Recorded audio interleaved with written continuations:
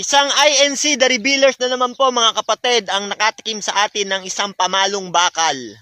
At siya po ay napahiya at ang pangalan po ng INC na ito ay Midan.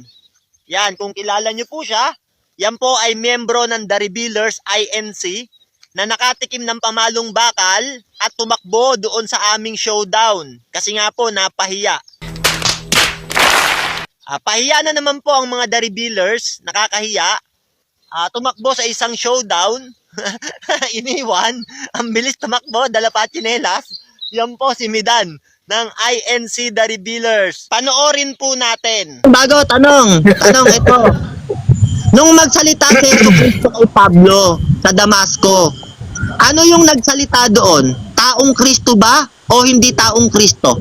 Pagka nasagot ko na yan, magpapatanong ka na. Hindi, sumagot ka muna. Titignan ko yung sagot mo kung tama. At naaayon sa Biblia. Ulitin ko yung tanong ha. Ano yung tama para sa'yo? Tahimik. Ano Tumutulo yung lang. tama para sa'yo? Tumutulo sa mo, tahimik. Tanong, nung magsalita si Jesucristo kay Pablo sa Damasco, ano yung nagsalita doon? Taong Kristo ba o hindi taong Kristo? Categorical. Sumagot ka na. Tumutulo laway mo. Bilisan mo. Sumagot na. Ulitin ko nga. Tanong. Nahihirapan na yata. Nahihilo na. Tanong. Nung magsalita si Jesucristo kay Pablo sa Damasco, ano yung nagsalita doon? Taong Kristo ba o hindi taong Kristo? Yung nagsalita sa Damasco. Mahirap na sabihin yan eh. Natatakot sumagot o papahiya siya eh. Umihina na yung Papahiya yung siya. signal niya. O, nabiglang umina. Pagka hindi Wala na. Nabigla yung Taong umina yung Kristo ba signal. yung ulit yung tanong, nagre-research pa eh. Tanong, nung magsalita si Jesucristo kay Pablo sa Damasco, ano yung nagsalita doon? Nagre-research daw. Taong Kristo ba o hindi taong Kristo? Categorical. Pag nasagot ko yan, magpapatanong ka na. Hindi na, titignan ko yung sagot mo. Mamaya, bibigyan kita ng karapatan magtanong. O, Mga tao. kapatid, kayo nakakarinig, bibigyan tao. ko ng 20 minutes tumano. O tao! 20 minutes. O tao! Taong O, Kristo. tao. Taong Kristo. O hindi ka magpapatanong. Okay, sige, ganito. O hindi ka pa rin Sige, magpapatanong. ganito. Ayon sa wait lang. Hindi ka pa rin Bibigyan kita ng magpapatanong. pagkakataon tumanong. Huwag kang kabahan sa tanong. Wait lang. Huwag kang kabahan. Okay, ganito. Wait lang. Taong Kristo yung napakita sa Damasco. Imit nyo. Lumayo. Kuya mo yun. Sabi mo, Gugulo. wait lang. Sabi mo, tahimik kayo. Sabi mo, taong Kristo yung napakita sa Damasco. Nag-mute. Sa Acts 22 eh. Nag-mute na naman kayo. Gugulo ka na kasi eh. Nakapag-usap ka na maayos. Tumatanong ako. Okay, sabi mo, taong Kristo Wait yung lang. napakita sa Damasco. Tama. Saan mababasa sa Biblia na nakasulat sa Acts ng 22 ng 6:7 na taong Kristo ang napakita sa Damasco kay Pablo. Verbatim, letra por letra. Saan mababasa taong Kristo? Napakita sa Damasco. May mababasa o walang mababasa categorical? Ito sagot. Merong mababasa. Sa Acts. Oh. Sa Acts ha, napakita sa Kaya Damasco nga. taong Kristo. May Oo mababasa nga. o walang mababasa? Merong mababasa sa Biblia. Ulit ang sagot. Makinig ka, Mario. Pagkatapos nito, ikaw naman ang tatanungin ko. Yes, sagot. Merong mababasa sa Aklat ng Gawa na yung nakita ni Apostol Pablo ay taong Kristo.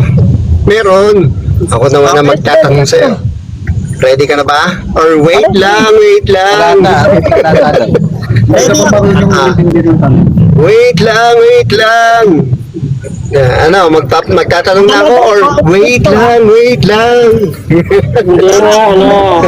Doon to, nakalagay taong Kristo. ikaw na ang bumasa. Taong Kristo. Naman sa kulit eh. Sa Aklat ng Gawa, Bigay mo yung talata, bakit? yung sinasabi mo. Relax lang kayo mga MCGI. Bigay mo. Taong Kristo nakasulat ha.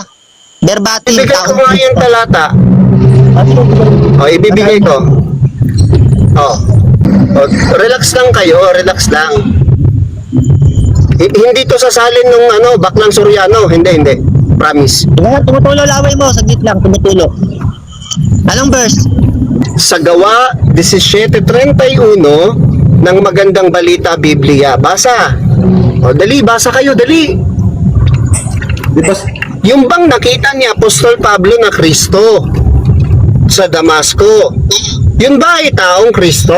O basa kayo, dali. Mario, pakita mo sa screen mo, ngayon ka mag-open cam.